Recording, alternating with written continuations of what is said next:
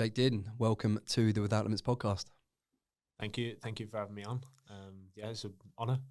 It's been a long time coming. I've tried to pin you down over the last couple of months. You're obviously a very busy boy with competing and also with your responsibilities to the brands that you represent.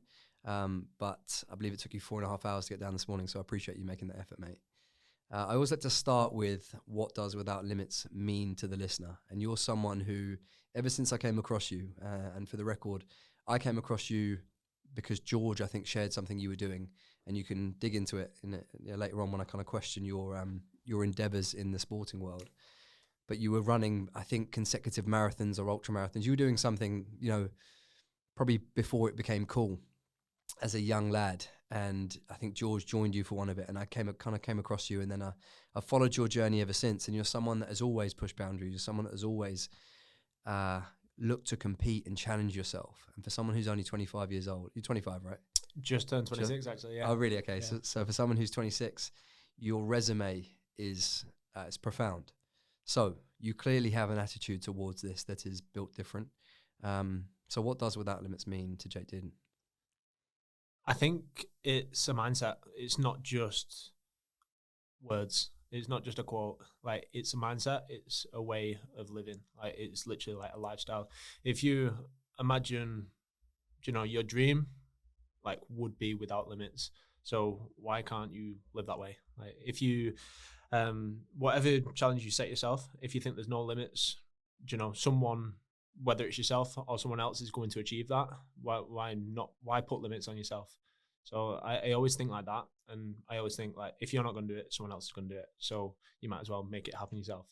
That's power, mate. And listen, I always am conscious of going back to the start with my guests, because I don't want to make it like a timeline of what was childhood like, what was it like getting into your teens, but for someone at 26 to have achieved what you've achieved, I think it's really important for listeners to have the context of what happened before the social media fame and the clout, right? Because it's very easy in the social media world these days for followers, aspiring athletes, peers, competitors, just to look at an individual in the here and now and what they see on socials.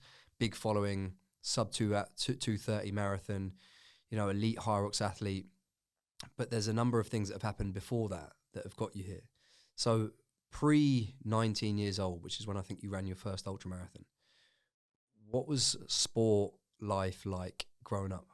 So when I was in school, I loved playing football. So team sports, always loved like PE and sport, and also had a love for running. So I would join the local Harriers team.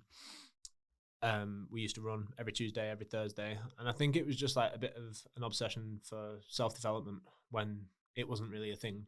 Self-development back then wasn't really a thing, but it's like looking at your times, seeing what times you're going to get, and how am I going to get quicker, or how am I going to get better at football, and just having a bit of an obsession with that, whether it's through actually training and working hard, or whether it's through nutrition, whether it's through getting better sleep, and it's just kind of like that obsession is kind of driven me forward. But yeah, just playing football, and I also ran, and then I kind of stopped all this at about 16. I did civil engineering as an apprenticeship. Did that for actually 5 years. Realized it wasn't really for me, and then decided to make the switch over to become a personal trainer. So I made that switch. It was probably the best decision of my life. Going from 9 to 5 office job, it was secure, it was stable, good money, but it wasn't something that I was happy doing. So going to something that I was then passionate about, a lot of people said it's a mistake. It was definitely not a mistake. It was like the best thing that I've ever done. So went into personal training, found the love for helping other people and inspiring other people. I think that's where I kind of get my grit and determination from, is realizing how many people you're affecting positively by doing hard stuff. What inspired you pre-16, right? When you kind of took that path down to civil engineering, what inspired you up until that point from a football and running perspective? Because I think back to my childhood, and I used to do athletics, and my mum used to take me down the athletics track, and I would join the local team and what have you, and it was always like Linford Christie or the sprinters. some of the guys that were from Canada and America, Maurice Green, Atto Bolton, the Canadian sprinter. You wouldn't know any of these names potentially, but I remember just the Olympics and the World Championships. Sprinting was my thing. I used to watch them walking down the track. It was a lot of attitude and a lot of ego. As a young teenager, what from running inspired you? Was there a particular person, or what was it? Did you correlate running and football being two things that would actually complement each other? I think it's the second, exactly. They complement each other. The fitter I got, the better at football I got. So they just helped one another. And then I probably found a love for running because I was better at running. So like whenever it was cross country championships, like I'd come first within my region, which is only small because it's like Wigan. I'd go to Manchester. I remember one time I came first in Wigan schools, went to Greater Manchester schools, came sixth, and qualified for the nationals, and then I came 300th, and I was like, there's levels to everything. So I realized, like, at that time, I wasn't a good runner, but I knew it helped with the football. So it's just kind of trying to get better. It's you against you, and trying to kind of like push that and try and drive that. It's a really mature perspective for someone at a young age, but I think those outliers, which clearly you are, right? If you fast forward that to modern day in terms of your times and your ability to compete in these things, I know you don't like taking compliments because you're so humble, but I'm going to keep giving them to you.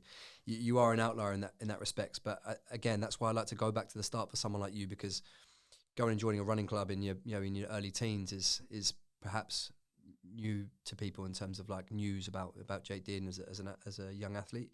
But I also think that when you look at those top Hyrox athletes, they all come from a background of running. Like running's been there in some way, shape, or form for a long time.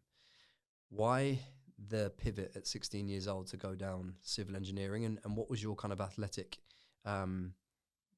period of your life like from 16 to 21? I think you said you did it for 5 years. So were you still training? Were you still competing, but just working the desk job? Yeah. So basically, from school, the plan where I'm from, it's not a deprived area, but it's not like a very wealthy area. So like the best thing that you could possibly do was get a secure, stable office job, and that was like you've made it in life. And I thought, 16, I can get a job for life here, working for the government, become a civil engineer, and I can have a job for life. I'll be on final pension salary. And I remember this, like paying into your pension at 16. Why was I ever doing that? Like, in my opinion, like I now want to work forever. Like, and that's how I want to be. I never want to retire, and that's how I want to be now. And that's the mindset I have now. But at the time, people were like, "Oh, you need to start paying into your pension because that's what we're going to look forward to." And I'm just like, that's not how I want to live my life. So I knew from that point, I didn't really want to do it. I was just kind of pleasing other people. Like say having a secure job. At the time, in answer to your question, like I was still lifting weights. I was in the gym. I was trying to put on kind of mass and try and be, aesthetically pleasing and go down that route of kind of, and that's what the gym was. And like everyone went to the gym to look good, and that was it. Like no one went to the gym to perform well. So I actually stopped running for that time period, and then like what actually like made me make the switch was I actually started lifting into, as everyone does, David Goggins, and I started getting hyped up, listening to on just a run that I was on, and he was talking about his first ultra marathon. I was like, I want some of this, and then I started to give the ultra marathon, and I started to give that a go. So the first one that I did, I think, like you mentioned, I was 19. It was 100 kilometers. And then from then, just absolutely loved it. I love the kind of like mental toughness of grinding through. Even when you're not feeling your best, you can still push. Yeah. Is that something that the kind of mental toughness, the grit, the determination? Again, I was going to ask this question previous, but I kind of left it because I moved forward. But you've kind of brought it back up. Like, again, for a young lad, obviously, when you're growing up, people like Goggins were becoming more, there's more notoriety, and you probably couldn't get away from it from social media and everyone talking about it. He brought out his book, etc. That wasn't really there for me when I was growing up. But was there any other influences, parents or anyone else around you that, because like I said, you're an outlier, was there anything else that was kind of, that was gave you influence for the way in which you thought about life, your career, being more than just this lad from Wigan working in civil service? Or would you I guess, would you just credit it all to social media and influences in the big wide world?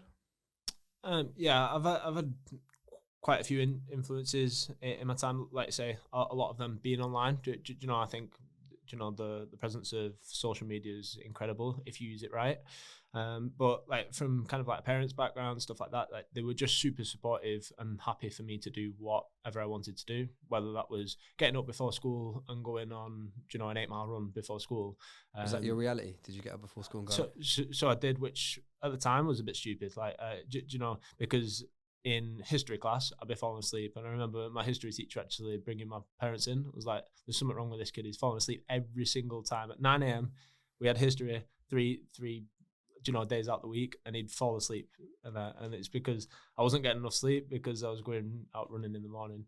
And it was just about kind of, I was just trying to get one up on the people that I was running with. Or, I was just trying to outwork them, if that makes sense. So, I think I do it to myself a little bit, but there's definitely role models along the way, and they kind of like change. Yourself actually being one of them. When you started, obviously the gym, I followed the full journey from when you started. Your first gym that we had the privilege of being there today, to now, having a business in many areas. So yeah. I appreciate that, mate. So let's fast forward to that first ultra marathon again. Most people would choose a 50k or choose a half marathon, full marathon, or something a little bit more reasonable. But you go straight in for the 100k.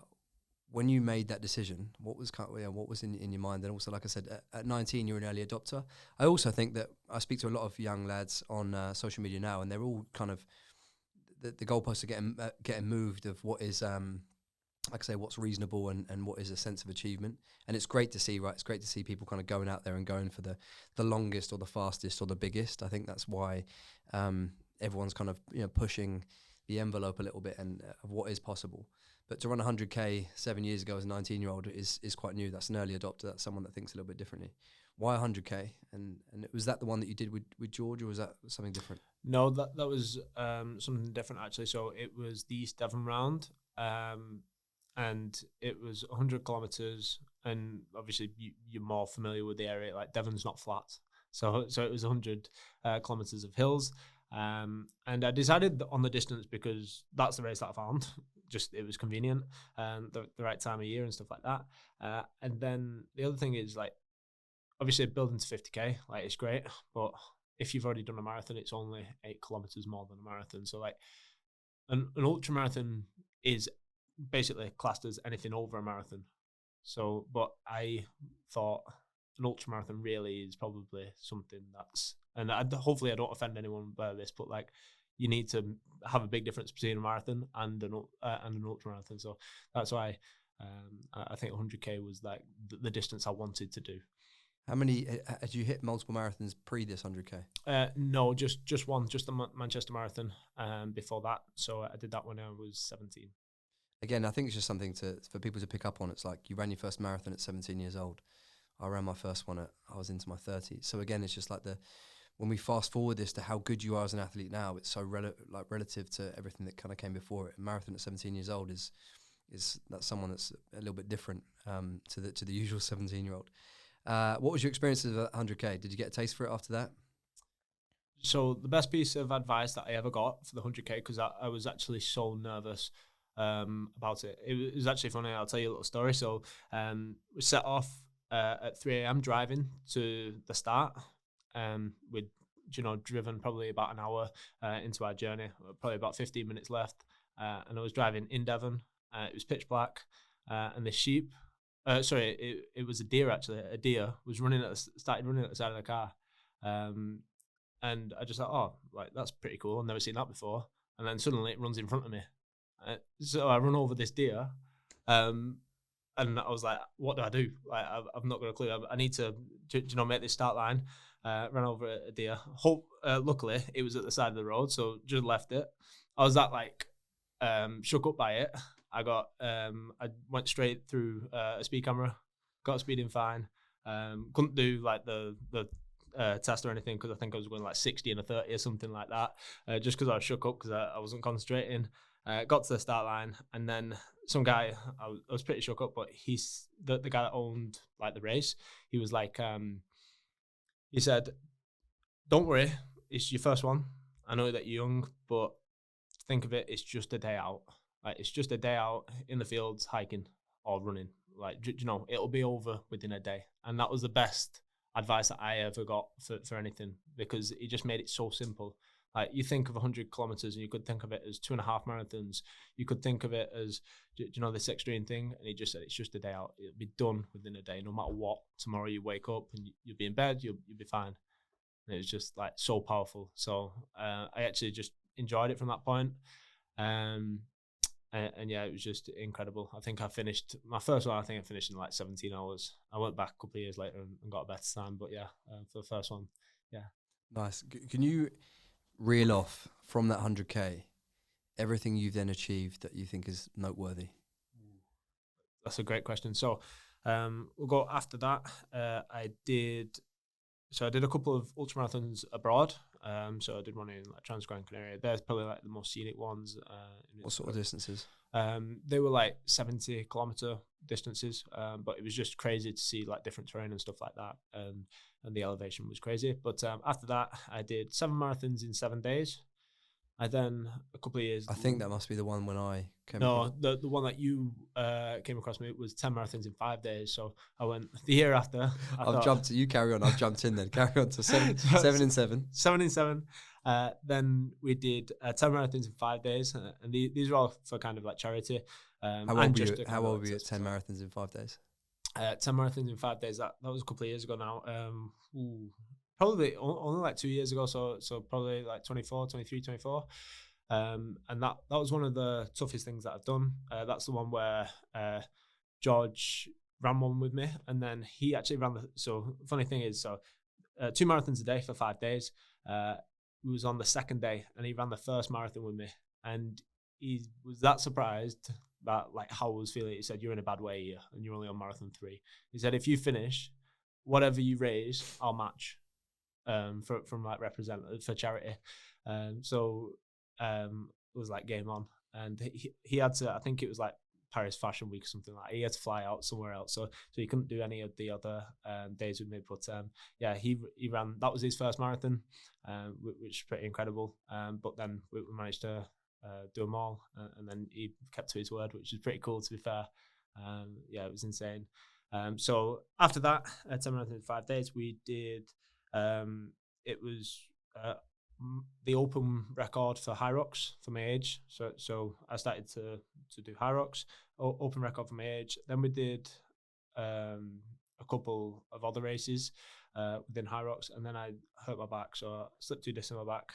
And then I knew that it'd be a bit of kind of like a long process for the recovery, because I couldn't walk for a month. So in 6 months after, I set the goal of I want to do something for charity. I want to do 11 Hyroxes within a weekend at an event. So 11 Hyroxes within 48 hours at London. So that was kind of a challenge for myself to test myself, but also to make sure that I did the rehab to get injury free, to make sure that I could actually do the event. So we did that, took on that. I forgot 100 miler. I did 100 miles as well, which ended up being 116 miles because we got lost quite a few times. Like, I don't know why these big ultramarathon races, like, they all seem to be like self-navigation. I think when you're that, you've obviously been there, when you can't even think, you can't string a sentence together.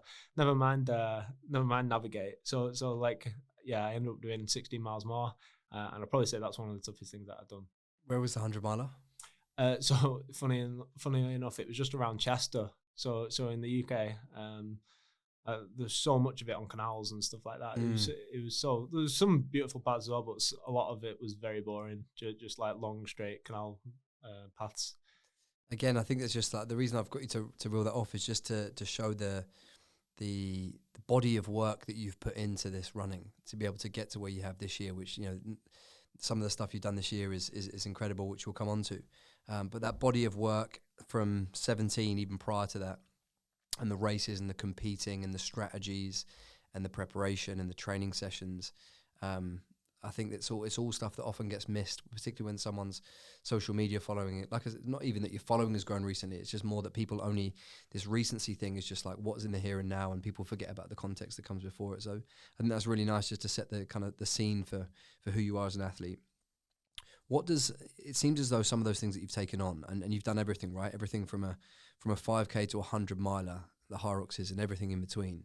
It seems very much like a scattergun approach to competing and trying stuff. Some of it's more challenge, charity based work, which is like you're obviously trying to build a story where it speaks to a group of people that are going to give you money to charity, and it's got to sound quite extreme, the 10 marathons in 5 days.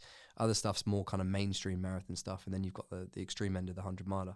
How are you, again, you're only 26, and maybe you're just kind of stumbling your way through this. Have you created a kind of strategy from 19 to 26 in terms of what are those competitions that you want to get after? I know Hyrox is your sole focus now, but between then and now, is it just like see where your energy goes in terms of what's interesting? I think exactly that. Like what I find interesting, what I want to do, and what I find kind of challenging is what I've kind of pushed to. There's been no kind of like plan of like this is what I need to do to become good at running or to be good at Hyrox, for example. Like you'll know yourself, like ultra marathons are great. They're great for the mind, but apart from that, they're probably not beneficial to performance. Like they're very, they batter the body so much. They break down the body. They don't build the body up at all. It's almost as like after every ultramarathon, you have to learn how to run again. I always think that even marathons, I'm struggling recently from an injury from doing a marathon just because it's so taxing on the body. So it's all like up to this point, I'll probably say, or up to kind of like the last year, it's been more just the love of doing it. And I think I probably not realised, like you just saying all that thing or us relaying that information has just made me realise like that's my base. That's the base building that I've been doing. But I've not known it at the time. I've just thought, oh, it's challenges. I'm running 100 miles in 6 months. I need to train every week. And I've built up my mileage gradually. And then that's been my base. It's not like I've, from this point, or from 5 years ago, I've been, saying in 5 years' time, I want to be number one at Hyrox. So that's kind of changed over kind of like the last year, because the last year I have got more serious. I want to focus on performance. I want to push and become the best in Hyrox. That's going to be my sole focus, which comes with sacrifices. And it sounds stupid, but even just the sacrifice of not being able to do ultramarathons anymore. There will be a time where I can do them again, but whilst I'm trying to attain becoming the best at Hyrox, like I can't do them because they're not going to be beneficial. Yeah, I think the like I said, we reference it as a body of work. It was your base building, but it serves a couple of things. One, just all that kind of physical preparedness in terms of running, but the practicing, the training, the practicing competing, the practicing of nutrition strategies, the mindset going into races, regardless of the length of the race, the resilience that you build coming out the back of some of those ultra endurance races. They're all things that I think will serve your Hyrox career, evidently because of where you're at with it. I wanted to ask kind of, obviously on a mission is the 247 slogan. I wanted to ask what the mission that you're on right now, and I think you've kind of said that it's to be the number one in Hyrox in the world, which is an incredible goal to hear, and it's exciting. What does bringing it to modern day then? What does a typical week of training look like for someone that's trying to be the best at Hyrox? So typical week of training. Monday, we'll always start Monday as kind of like an easy day / prep day. So I'll do some lower body strength. And I will do an easy zone 2 session. So whether that's on the bike or whether that's running. Tuesday will be a hard day. So normally a double threshold day. In the morning will be running. So that'll be running specific, where I'll do anywhere between kind of like 30 and 40 minutes of intense running, with a warm up and cool down either side. And then the evening will be more kind of like erg work and practice, but still at an intensity where I'm getting my heart rate up. Wednesday will be another recovery day, so that will be another easy day. I might do some upper body strength on that day, but not too taxing, not like the session that we did today. We had a brutal session today, upper body strength. It was our Follies plan, but Yeah, it'll be kind of like an upper body strength and then another kind of like conditioning session.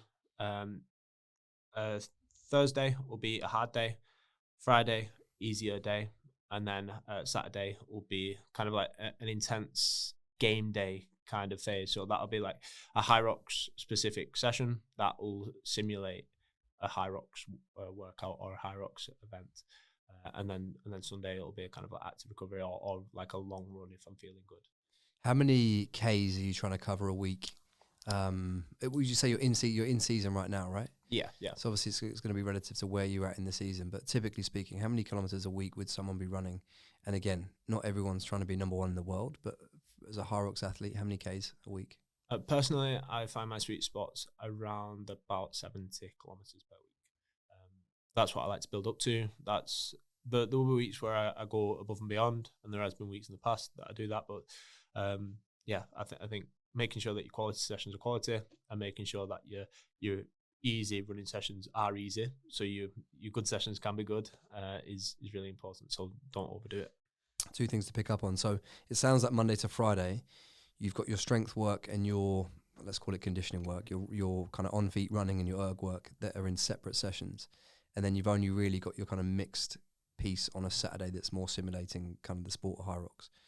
Again, probably where people go wrong, they obviously might not have the same amount of time to give to training each week, but probably where they go wrong is they're throwing it all together in one session and then repeating that over and over again.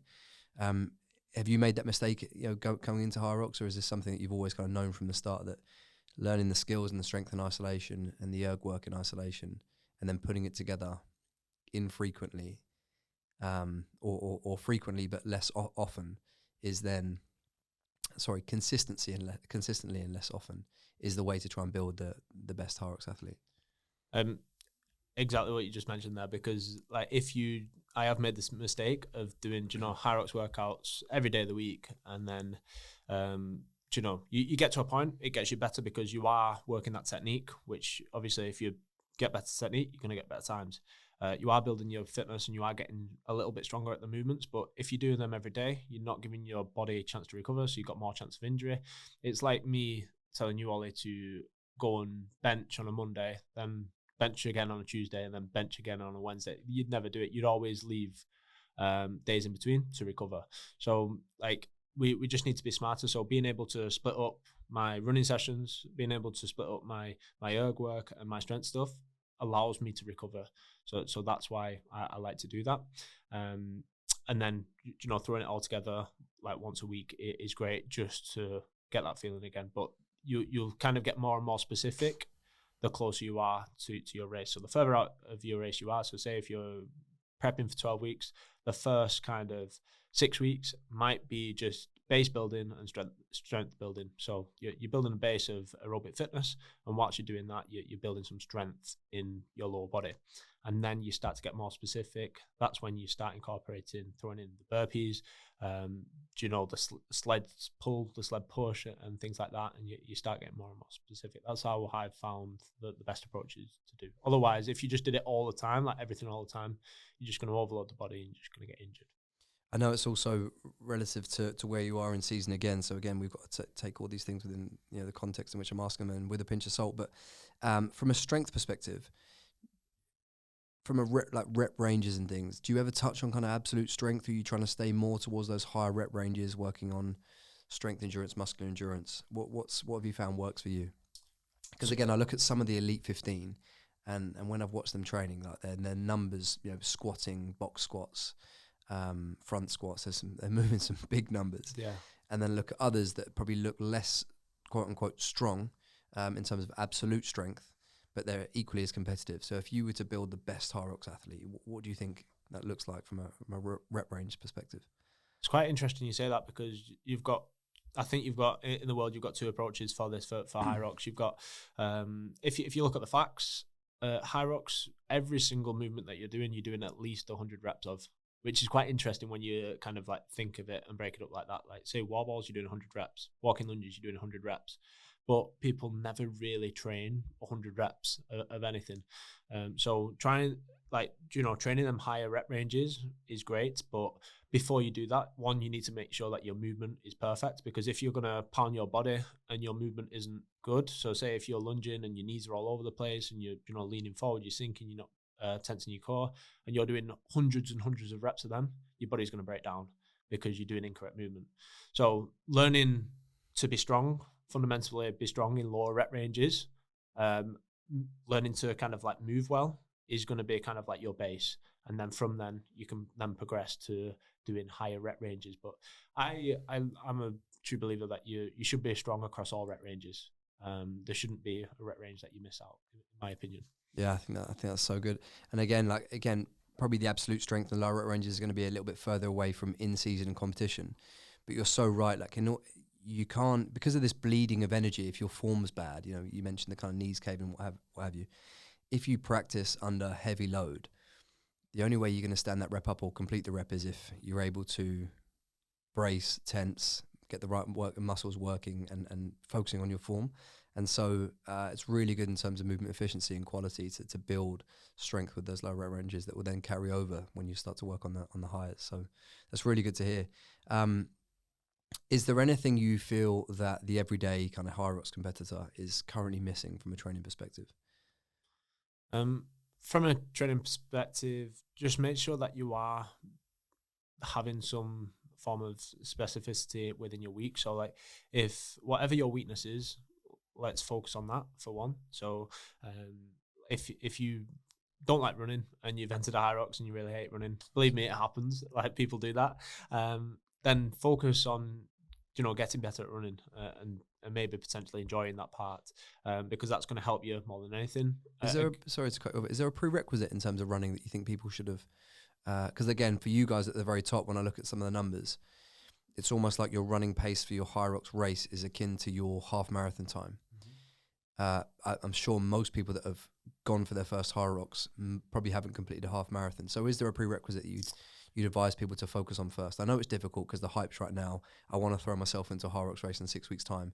I'm just going to do it by any means necessary. But in an ideal world, what's the prerequisite from a running base?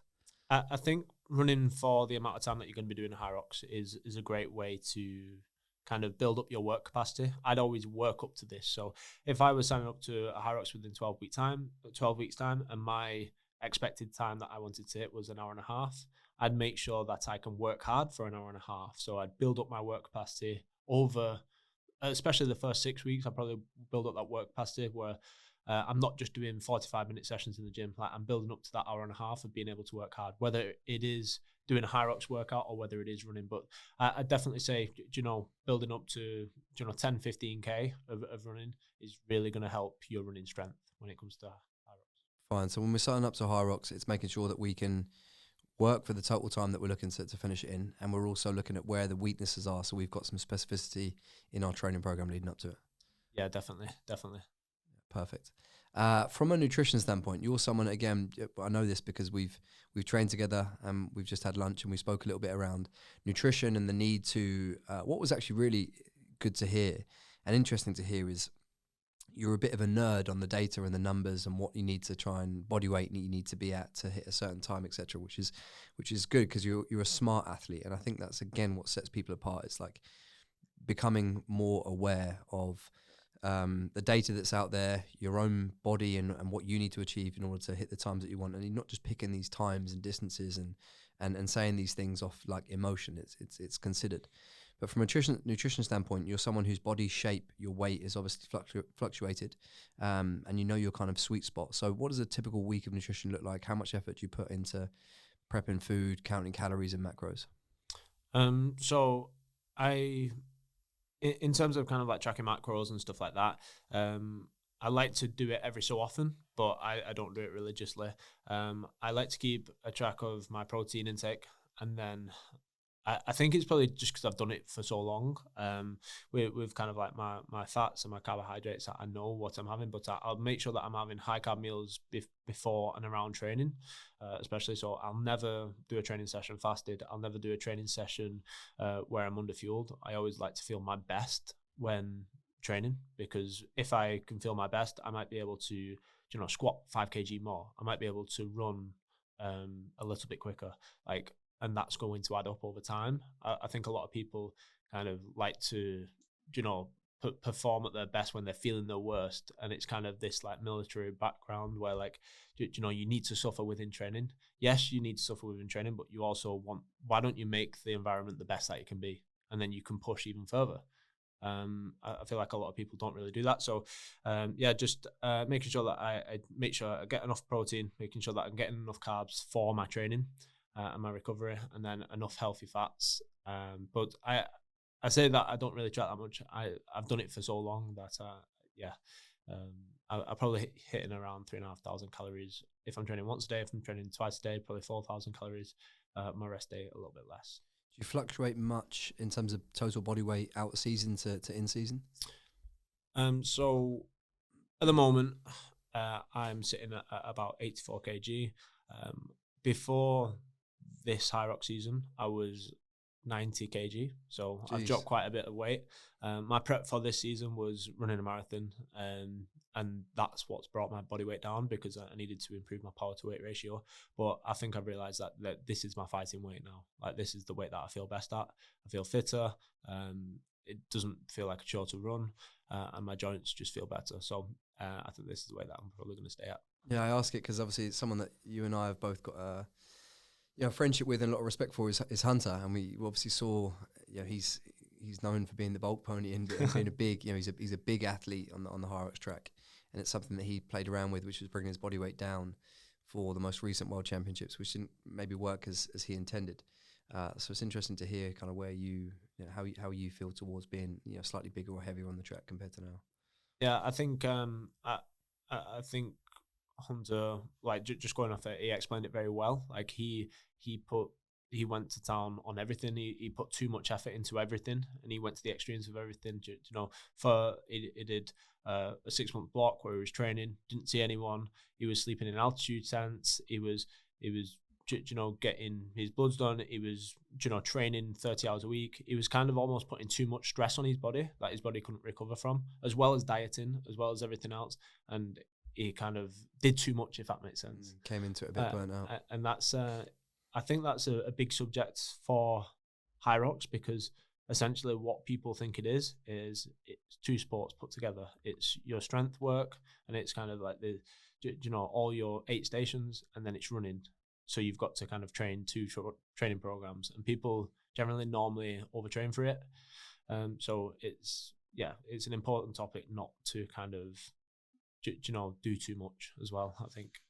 Yeah, so it sounds like the kind of the typical diet for Hyrox is akin to most things, or in terms of advice, which is balanced meals, whole foods, high protein, carbohydrates around training, and hit calories that allow you to perform your best in training day in, day out.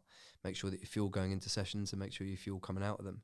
What does pre-Hyrox kind of training look like in the kind of acute phase before a race and during? Are you someone that loads carbs the day before? Is there anything different on the day before, and is there also anything different you do on race day in the race? Yeah, so I love to carb up the day before. So I'll just increase all my carbohydrates throughout the day. I'll try and eat the same foods, just more of the same foods. So say if I'm having chicken and rice for my lunch, I'll just double my rice. So I'll just have more carbohydrates and just make it as simple as that. I also like to, if I'm struggling to kind of get carbohydrates in, I like fruit juices, and I like sweets. Like, at the end of the day, like, they're still carbohydrates. They're still going to be adding to your glycogen stores. So I like to make sure that I'm going into every race with my glycogen stores full. And then on the day, I just like to eat normal, make sure that I'm hydrated, and then I probably won't eat probably 3 hours before the event, just because I don't want anything digesting when I'm actually performing. Do you take anything during the race? No, absolutely nothing in the race. I just have water, and I have caffeine before a race.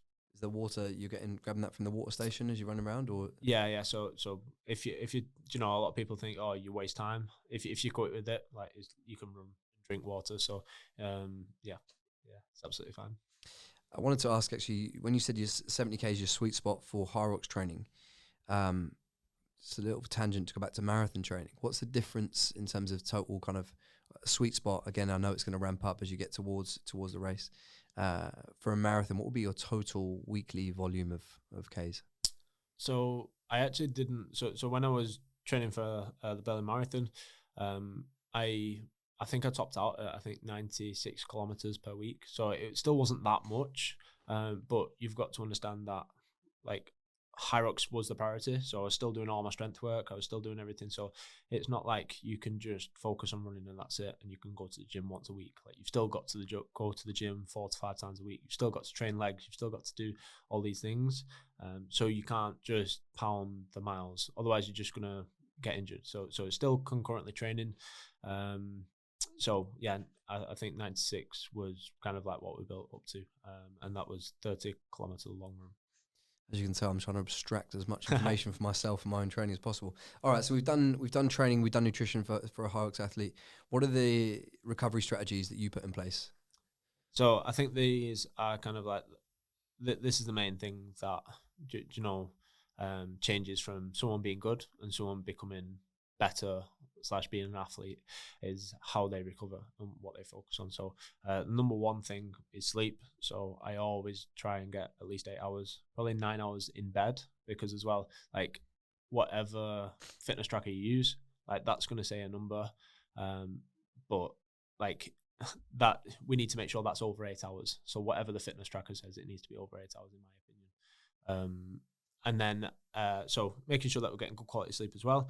I like to do sauna. I like to do ice baths at least kind of like once a week. I use kind of like compression boots whenever my legs are sore.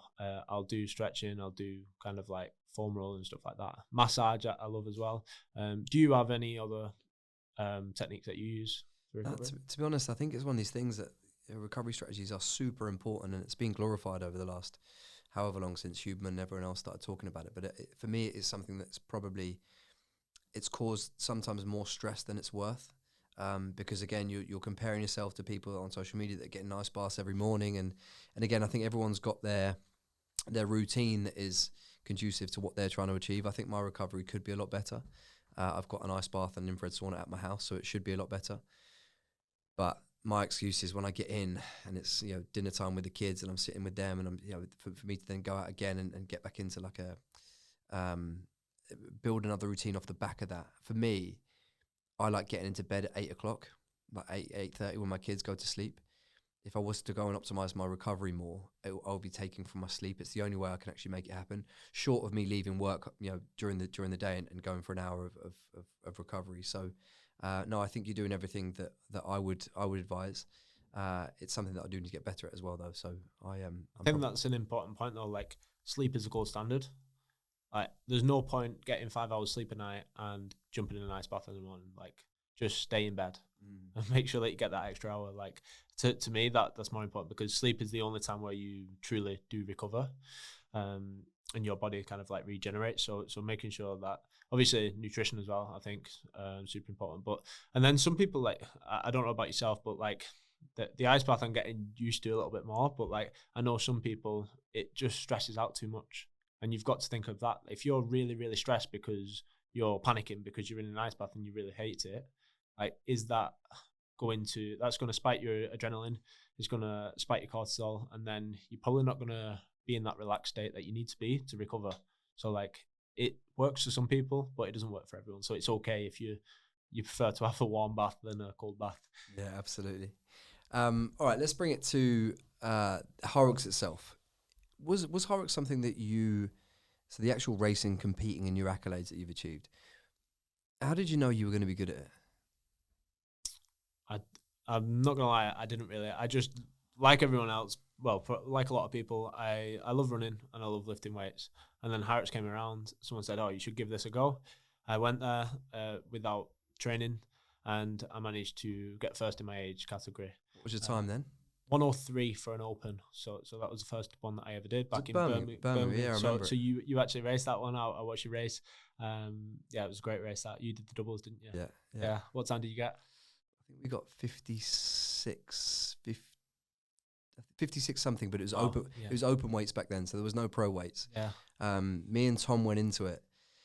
Again, I didn't know what to expect. I kind of went into it thinking, I reckon I can win this sort of event, because it played to my strengths. The weights weren't particularly too heavy. the running, I was coming off the back of a London Marathon block, so I felt really fit from a running perspective. And I didn't know really that back then there wasn't necessarily any names or anyone that you would need to look out for to know what their times were. People weren't really training for it and posting it online, and so I was kind of went into it with no expectations, but a lot of confidence. And we were, I think we ran 56 something. The only time that beat us was a mixed pair. It was Tom, is it Hogan? Yeah. And his partner, his wife, or Right, and yeah, they got the fastest. So me and Tom finished, and we were like, no one's going to beat this time all day. And they got the fastest time of the day, and they beat us as a mixed pair. So I was like, fucking hell. That's when I realised there was levels. The fact that a male and a female pair had beat us.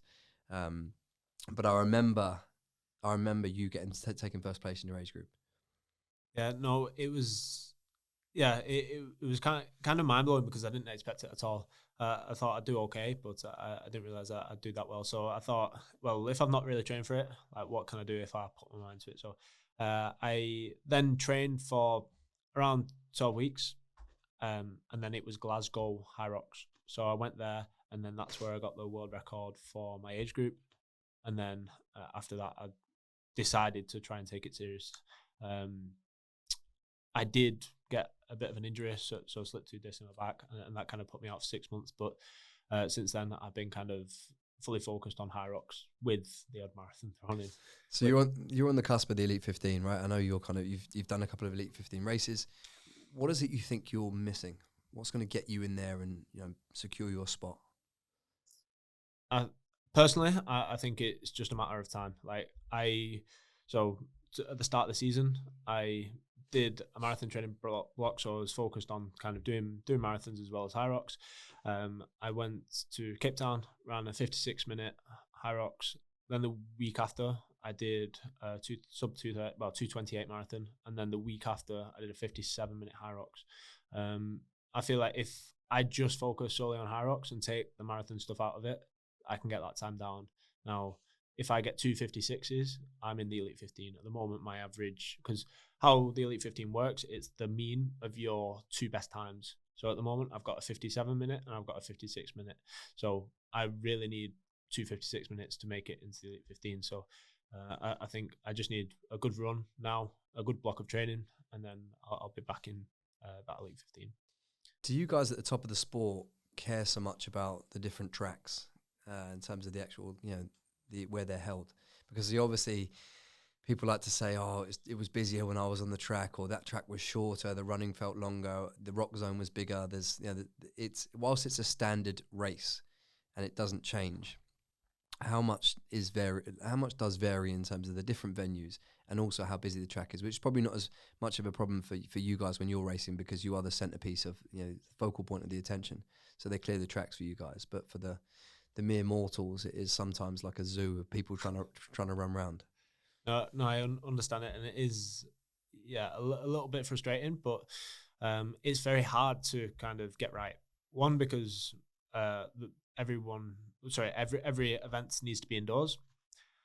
Two, like normally it's the sled lanes that decide whether it's a fast or slow course.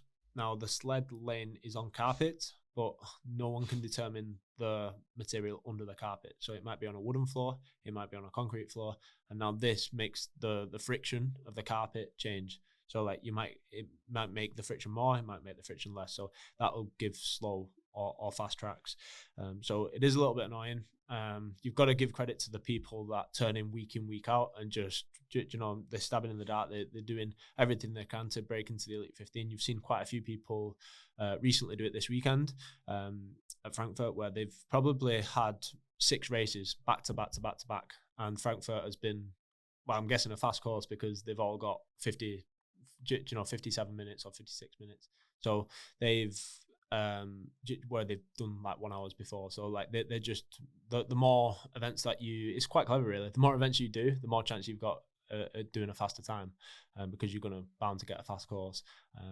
But yeah, I love the element of the Elite 15 because you're not racing for times then, you're racing against people. You're all in the same, you're all in the same boat. So that's great. That's a really nice bit of perspective. It's like, it's all well and good throwing shade on different courses because there's faster times, but it's up to you to go and enter into those courses and go and race them, right? And the probability of finding a fast course will come down to you the more races you do. So I think it's a really good perspective. And a great business model for Hyrox. Yeah, it's fantastic, isn't it? I remember a funny story. I remember when Hyrox was first coming to the UK, I actually had a call with someone who was looking to bring it over because we were doing a couple of fitness events back then, and they were asking, like, you interested in kind of helping this race come over? And we didn't really give it much attention. I remember going on the website and seeing what the race was and where it was based, and looking at it and going, it looks really cool, but I can't see that working. Fast forward, it's the fastest growing sport that we've seen for a long time. So I mean, total respect for what they've achieved. In that Elite 15, is there any names of people that you think are ones to watch out for? And also, there's a nice bit of banter that goes on, particularly I'm in hunter stance, but there's a nice bit of like banter and a bit of competition that goes down between those guys. Like what's it like? You don't need to name names about the good, the bad, and the ugly, but what's it like in that crew? It's incredible, to be fair. Like they all are role models in their different ways. Like Hunter's great. He's got a personality. He's kind of the face of the sport, I'd probably say at the moment. Even though he's not really raced, which says something about Hunter. And I've been and trained, and you know, you met him as well. Like he's such a good role model, and he genuinely wants the best for people around him, even though he does take the mick out of people. People to watch out for in the Elite 15. From kind of like the UK side, Graham Halliday has been so consistent. On bad courses, he does well. On good courses, he does even better. Can go unbroken with the wall balls. Like he's a really strong finisher, and he's just super humble as well, which I love about him. In terms of the best, you've probably got the top three. You've probably got Hunter. You've got Alexander Rongfick, and then you've got James Kelly. James Kelly is probably the most consistent. And if you look at his training methodologies, it's a little bit different to everyone else's. And yeah, I think he's onto something there. So in what way is James different? So him and his coach, from what I understand, they've kind of took the Norwegian training method, which is basically volume based and very much focusing on volume. You leave your intensity for race day, and that's it. So you're not kind of redlining within sessions. You're not pushing you're not out of your comfort zone, if that makes sense. So you do threshold sessions, you do easy work, and then you focus on your technique and you brush up on your technique, and then it comes together on race day, and you perform on race day. And they kind of took that from running and applied that to Hyrox, which I think is pretty cool. And I think that's the way training for Hyrox is going to go. James is a really interesting one. So I speak to him not regularly, but we actually spoke last week. So when he first came over to the UK, he trained out of Marchon Stratford as his kind of base for a period of time. This was like probably 18 months, 2 years ago, like just as he was beginning to focus in on Hyrox. And I remember him going, "Oh, mate, do you want to jump in the session?" I was thinking, I'll do a session with this kid that's come over from Australia. Anyway, as it transpired that day, I was training, but we couldn't get in the same session together. And I just watched him go to town on this like Hyrox inspired workout. He was doing ski erg runs. And I thought, fucking hell, this kid's fit. Super fit, and he went at it with some intensity. And off the back of that, actually, he's now gone on to achieve what he's done, which is incredible. I think he's also a great personality for the sport. I think all of you bring something to the party, and it's nice to see the banter that kind of goes on between you. Let's park Hyrox for a second. Let's move on to just running. I know we're kind of doing a dance here with the different kind of sports, but for a lot of the listeners, running and Hyrox they are very interchangeable, and people, they are going to for the more intermediate type athlete, even the advanced athletes, let's separate intermediate and advanced from the elites and where you're at. Running and Hyrox are always going to complement each other, and so throwing yourself into a 5k, a 10k, a half marathon, even marathon training is going to always complement your Hyrox, because you're going to build that base, you're going to build that familiarity and confidence with your running. From a running perspective, how does it differ in terms of training? And again, take this with a pinch of salt, from 5 to 10 to half to marathons. Obviously, the distances are very different, but in terms of like weekly volume, number of sessions each week, for a 5k, what would be your gold standard number of running sessions a week? I think there's different levels to it, even a 5k. Like, do you want to get the best possible time possible, or are you just entering your 5k? So let's go for, I reckon the people that listen to this are fairly accomplished athletes. Okay. Right? Let's go for someone that wants to run a sub 20 minute 5k. Okay. Or sub 19, sub 18. We spoke about this at lunch, right? You've got the guys at your level which are running 14, 15, 16 minutes. Then you've got the guys that are, I was going to say at my level, I'm not running a 17 or 18 minute yet, but you've got that sort of 17, 18, 19 minute 5K runners. So, and they're a very good Hyrox athlete, and they're also a very good, runner. But I'll phrase it a different way. If I was going to run a 5K PB, what would you advise me to do? Okay, so probably 4 to 5 running sessions per week. I'd focus on your quality sessions, making sure that you get at least 2 of these in, 2 to 3 sessions per week. Always split up with an easy day afterwards. Yeah. So if we was to stay a standard week, then Monday could be easy. Tuesday would be, and it could be like an easy 5 to 10K, just to kind of build efficiency, build volume, build that base. Then Tuesday would be a threshold session where you're running intervals. So you might want to do 5x1K, keeping it nice and simple, off 60 seconds rest or 2 minutes rest, however much rest that you need. And this would be running faster than your 5K pace. Then you've got Wednesday, which would be kind of like an active recovery day. You might want to rest completely that day, or you might want to do something. Thursday would be another intense day. Now, this might be some tempo work. So it might be continuous running, and you do 10 kilometers, 1 kilometer fast, 1 kilometer slow, and you do that 5 times, but it's continuous work. Friday would be another easy day, and then I'd probably get 1 long run in per week. And this is just to kind of like build volume, and you can have this from anywhere between like 45 minutes and an hour and a half.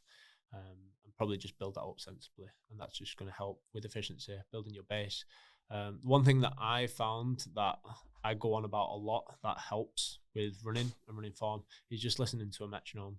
So downloading a metronome app, setting it to 180 beats per minute, and then you trying to line up your steps so you're hitting 180 steps per minute. I found that helps the general person a lot, because a lot of people overstride, they run their feet, they spend too much time on the ground, like the contact time is too long, and it makes them inefficient, and they could be a little bit more efficient. So that's a way to get faster without improving fitness. It's it's quite a difficult skill. I mean, I've actually done it running to a metronome, because I've heard a few of you talk about it a lot. It's a difficult skill to run to a metronome to like speed up your cadence without then running too fast, because you naturally start to like put down more effort at the increased cadence, and then you fucking run out of breath, and then you're like, fuck, you got to start again. It's a really difficult skill to hone. And I think that again that speaks to the fact that like the patience of like trying to build running as a skill. I know we can all go and run, but trying to run efficiently and then be able to go on that journey to improve 5, 10, half, full marathons. Like it's a bit of patience, and making sure that you're doing the sets and reps is super important. You use some terminology there that's obviously quite people are familiar with. Easy runs, long runs, threshold, and tempo.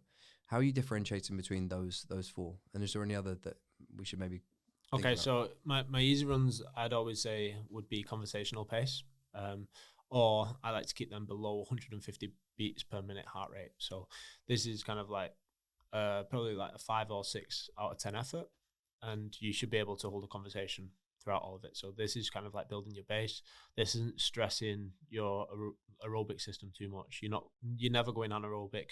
You just stay in aerobic. So this is going to help build fitness and build you up. Then we've got threshold sessions. So threshold is where you're working hard enough that you're creating lactate, but you can still get rid of this lactate efficiently, and you're not building too much lactate that you can't get rid of it, if that makes sense. So there's kind of like this threshold line, whereas if you go over this, then you're going to be too anaerobic, you're going to build up too much lactate, and you're going to come to a halt because you can't get rid of it as fast. So we need to stay slightly below that line, so we're still kind of clearing lactate. And what this does, it helps us keep our running efficiency, keep our muscles working as they should, and you can basically practice running well and running efficient. If you go anaerobic, then yes, you are going to stress the anaerobic system. You are going to get fitter, but your body will then be slowing down. You will then lose running form, and you won't be able to run as well. So it's really important that we kind of stay within this threshold. So yeah, not all out, but kind of hard enough that you're struggling, if that makes sense. Yeah. but it's controlled struggling. And then like tempo work normally for me is very similar. So it might be at threshold, but like it will be longer efforts at a certain pace. So it might say, for example, you're training for a 10K, then it might be at 10K pace, and you might go out for a run. You might do a 2K warm up. You might do 3 kilometers at tempo or at your 10K pace. Then you might have 2 kilometers recovery in the middle, and then you might do another 3 kilometers at your distance that you want to do. So they're kind of like the differences. And then long run, I'd like to do that quite easy as well. Nice.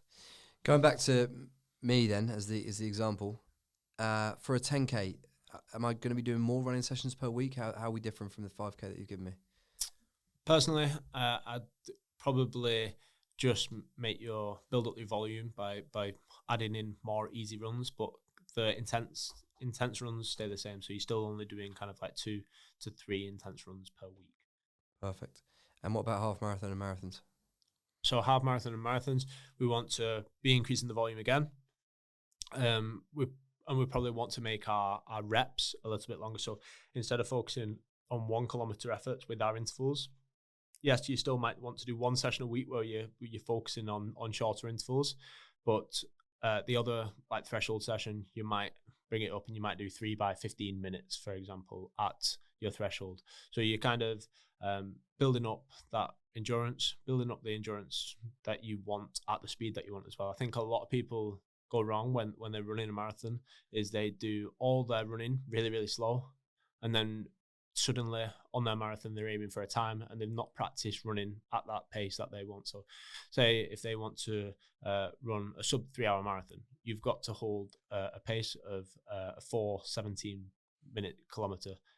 If you're doing all your long runs at 5 minute Ks and then you go to the marathon and then you want to hit that 4:17 minute kilometer, your body's not used to the mechanics of running at that pace. So we need to practice time at that pace as well. So probably changing that long run from kind of like an easy long run to adding in some intensity and building up the duration that you can run at the pace that you want to run at.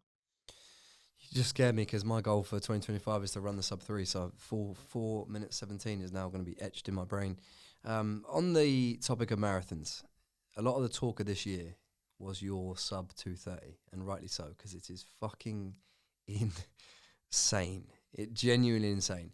And I remember when you announced it, me thinking, I remember your marathon time being something like a 2:40, whatever, 2:48 or whatever it was, something around that. And announcing the 2:30, and I thought, Jake's a smart lad, he's a smart athlete, and he's a confident athlete, but that sounds ridiculous.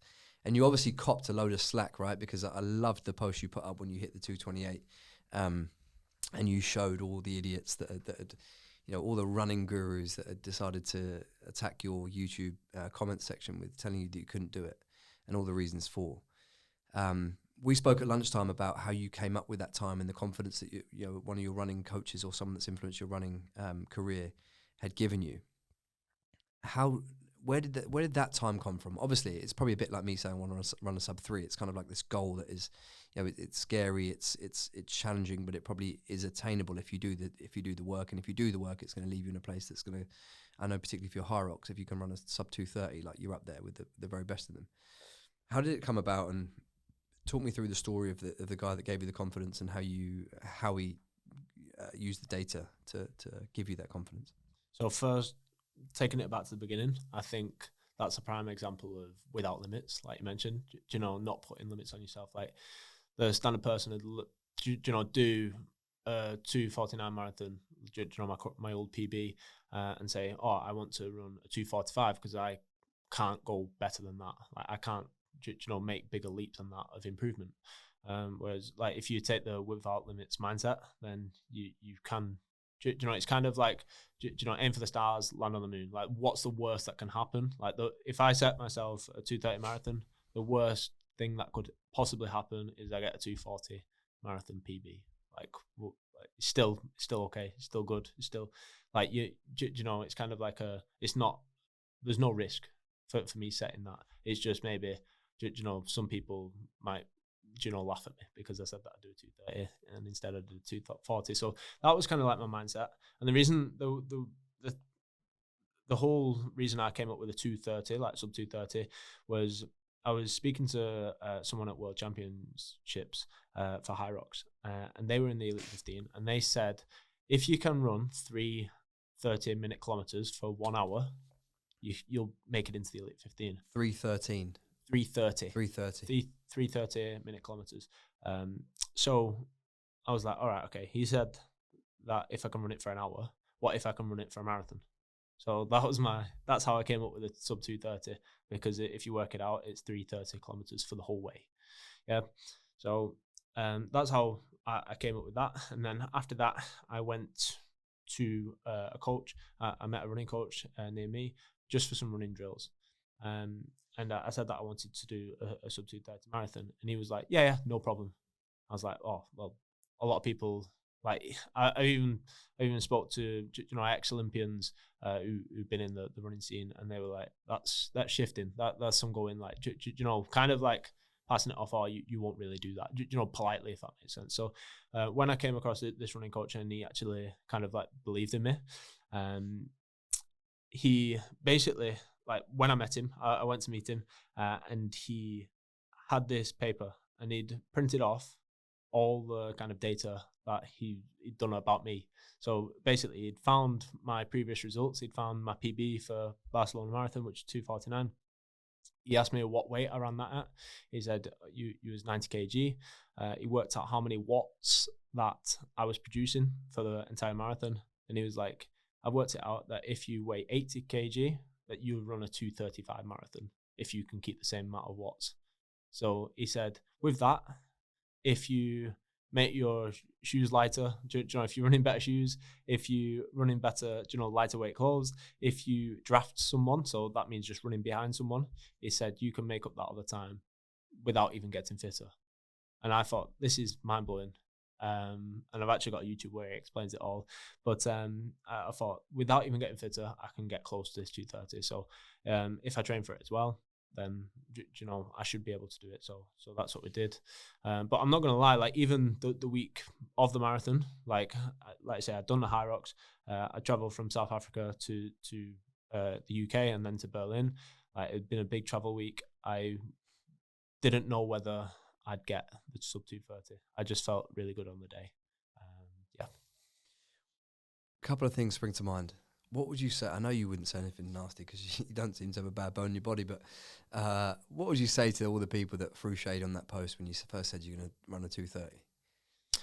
So just for kind of like clarity, there's a lot of people that had a lot of experience within running. That some of them were running coaches, and they were basically saying that I was 2 to 3 years off running a sub 2:30 marathon. There's a lot of people that saying, like, with your current personal best, you can't run that. Like, it's impossible to run that. So I gave it my all, and I managed to do it. I think, one, don't let anything limit you. Don't let anyone else tell you you can't do something, because you can do whatever you want to do. And two, like, from like an actual science background, like, I think a lot of people with a marathon think that it's not possible to get a certain time without getting a certain 10K time or getting a certain kind of like half marathon time. Like, realistically, like, if you can run a 10K at a pace, why can't you run a full marathon at that pace if you fuel your body correctly? And I think that's the difference that I have, is I've studied the nutrition, very much like Ross Edgley. The common science says that, or the common data says that you can't absorb more than 90 grams of carbohydrates per hour. I had 10 40-gram gels on that 2.5 marathon. Sorry. 2.5 hour marathon. Yeah. I had 10 gels, which is 400 grams of carbohydrates in 2.5 hours. Like, and I felt absolutely fine off it. Like, and that stopped me from hitting the wall, and it made me, run better and maintain my pace, if that makes sense. Yeah. You didn't really give me an answer of what you'd say to them, because I knew you'd skirt giving people shit, but I'll say it for you. It was fucking embarrassing, some of the stuff that those people were saying. And if you are going to comment on stuff, I mean, those people just left themselves looking stupid. We're talking about experienced runners, or at least quote unquote experienced runners that talk down your ambitions and your goals because they were projecting of their what your goals would mean to their times and their experience and the stuff that they've done in the past. So fair play to you, mate. I mean, like I said, the 2:28. I remember when it came through, we were actually all the Marchon team were at our quarterly meetup, and we were in the room. We were doing our usual thing of looking at the performance of the business, but we kept refreshing to see when you'd finished. And it was incredible. You said something there about the fueling thing, and I think that's something that I'm trying to take as much information as I can for my own marathon endeavours. It's something that I'm often going into underfueled. I think if I've got 5 gels with me or 6 gels with me for a marathon, that's going to be enough. But I've learned more recently from people doing. My mate Benny over in Australia, he was talking about having a 30-gram gel every 20 minutes. So one, it's the admin of carrying that much, but also be able to get that down you. It's again this idea of pleasure versus function. It might not be the nicest thing to have your 9th gel, but sometimes it's going to be the difference between hitting that wall and not. Is that what you're saying? Do you practice with your gels on your longer runs building into a marathon? Are you getting your gut ready for that kind of load? And are there any gels that you? In fact, we won't say that question because it will lead us down a rabbit hole. But is there any? Is there anything that you would advise people in terms of a fueling strategy in the build up to a marathon that you can practice? And then how do I determine how many grams of carbohydrates I would need? Is it trial and error, or is there a data point that I can pull from? So I think with the marathon, it's very common for people to think that you end up hitting a wall within a marathon. Like, if you fuel properly, you shouldn't hit a wall within a marathon. The wall is you running out of glycogen. So within your stores, you store carbohydrates or glycogen. Once, like, this is your main fuel source. Once you've ran probably 90 minutes to 2 hours, you run out of this unless you keep feeding yourself. So what I personally do is when I'm preparing for a marathon or even a half marathon, I'll do it. Anything over kind of like 70 minutes, I like to have gels. I'll start to practice. So on my long runs, I'll practice, and I think that's great. Was it Benny? Yeah. What Benny said, every kind of 20 minutes, having 30 grams of carbohydrates is great. It's proven that you can absorb that much, especially if it's a 2-to-1 ratio of glucose to fructose. You can absorb up to 90 grams of carbohydrates per hour. But I think that's what the studies say. I think there is a bit of tolerance. I think you can train your guts. So if you can, eat more, especially on your training runs, then I would do, and I practice that.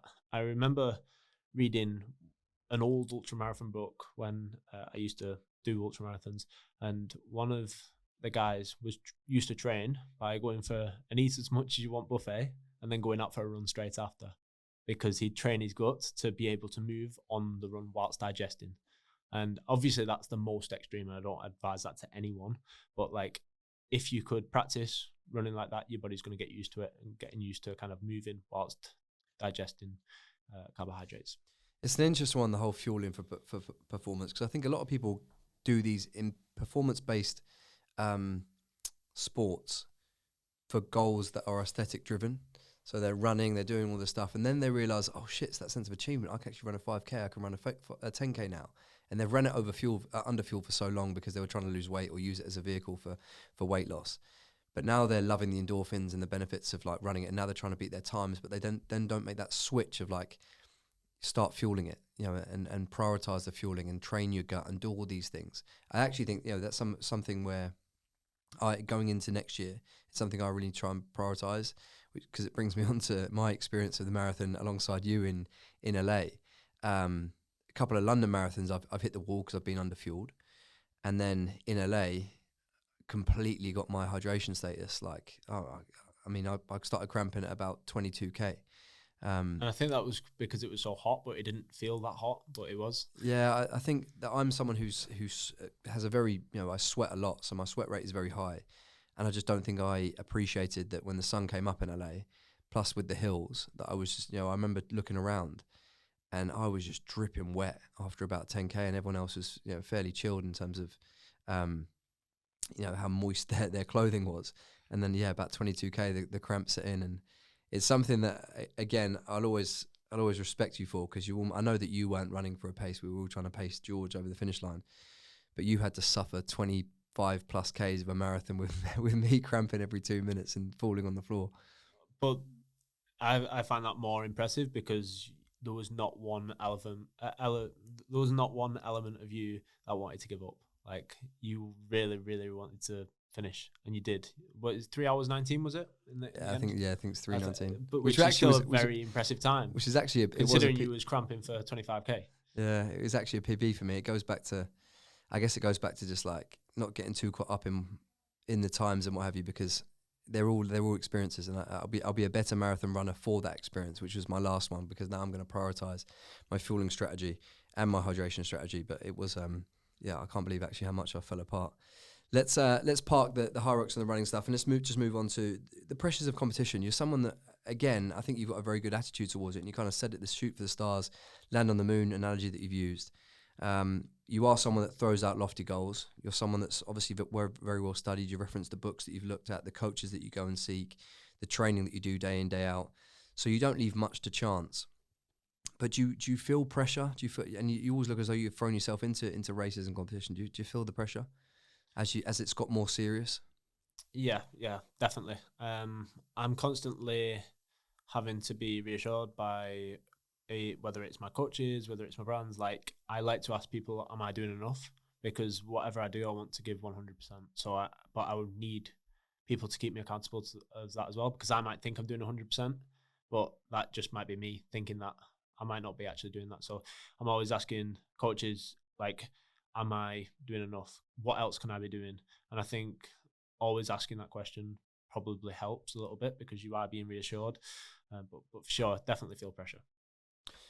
And then dealing with injury. Again, I think injury is something that athletes and coaches, it's kind of a bit taboo, because it's like, oh, if you're an elite athlete or you're a great coach that's also competing, you shouldn't really get injured. But when you toe the line of competition, particularly the sort of competitions and the goals and times that you're aiming for, injury is part and parcel, right? You can't wrap yourself in cotton wool, otherwise you'll never, particularly with this without limits attitude, you're never going to accomplish your full potential.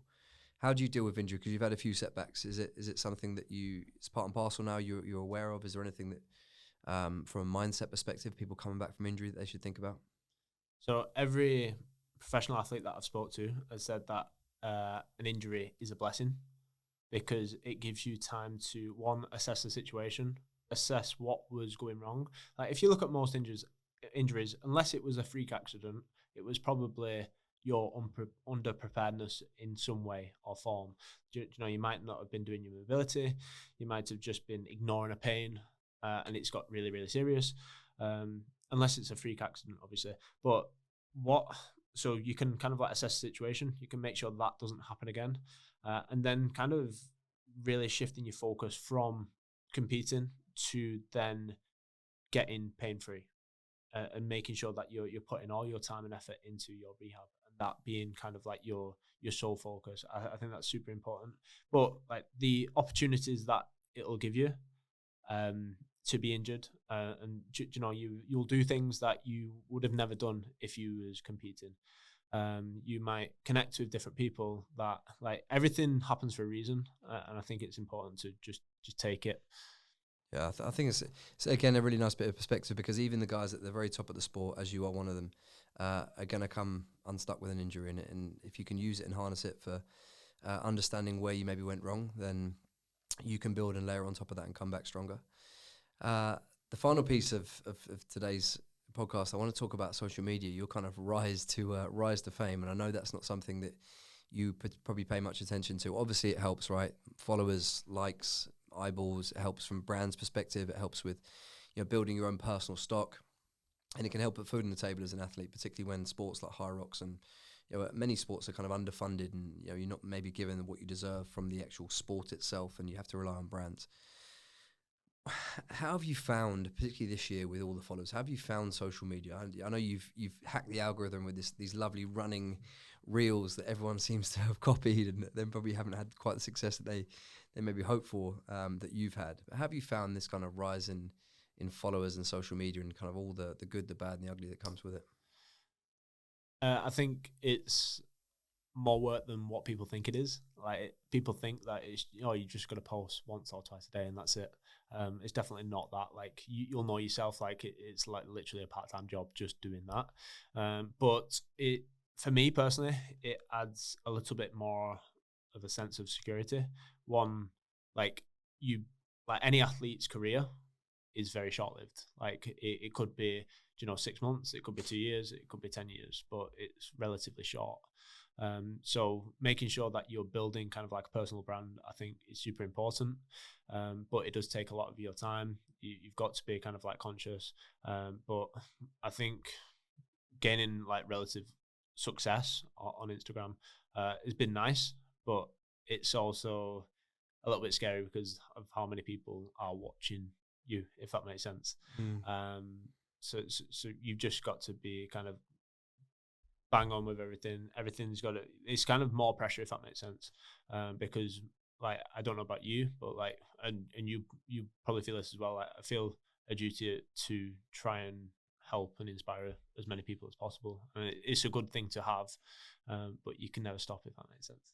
Yeah, I think, again, having followed you for the last couple of years, you're someone that you try and bring a lot of, as well as the nice Instagram post on the grid, you bring a lot of value to your audience. You do regular Q&As. You spend a lot of time, obviously, answering those questions and imparting the knowledge. And you've also now hired a full-time videographer, right? So you are treating your social media like a business. And that's often, as an athlete in a world competing in Hyrox and marathons, what you've got to do, because you can't really monetize off the Hyrox. You monetize off the brands that you associate yourself with. But when you bring that many new followers to a page very quickly, again, goes back to what I said at the start of the episode, is that they get a snapshot of a moment in time of who you are as an athlete, why you look the way you do, why are you able to run these times, and they don't have the context, and they start to create their own perceptions or ideas of how and why you've got there. And it's a lot of pressure to all of a sudden have 500,000 followers, and everyone throwing comments, and everyone sliding into DMs and wanting your time, and also wanting to give their opinion on certain things. And I think it's someone that, well, on the face of things, you deal with it pretty well. Does it ever get to you? It does get to me, and people do get offended. Like, say for example, if I don't reply to them, or if I try and reply as much as possible, but like to keep up, you'd have to be on your phone 24/7. But you've got to understand that you've still got to train, you've still got to do work, you've still got to do your coaching and do kind of like everyday tasks. So you can't just live on your phone 24/7. But yeah, what about yourself? Do you find it hard? My following's kind of been a steady incremental growth, so I don't think I've ever had like a massive influx of people. I think I'm pretty notorious on stories to show what I'm about. I'll show the diligent routine with waking up every morning the same time and get in the gym, doing what I do from a training nutrition standpoint, showing my family. Like, I give people a pretty good understanding of what I'm like as an individual, whether you're gonna like me or not like me from the get-go. If you've landed on my page seeing just off the back of a picture or a reel with me and my top off, you might think I'm a dickhead.